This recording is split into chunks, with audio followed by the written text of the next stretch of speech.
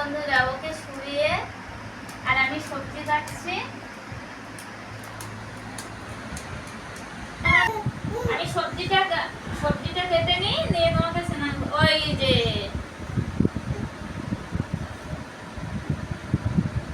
ওর হয়ে গেছে। আর একটু করে কষ্ট হবে তখন কান্নাকাটি কষ্ট হবে, কিন্তু উল হবে।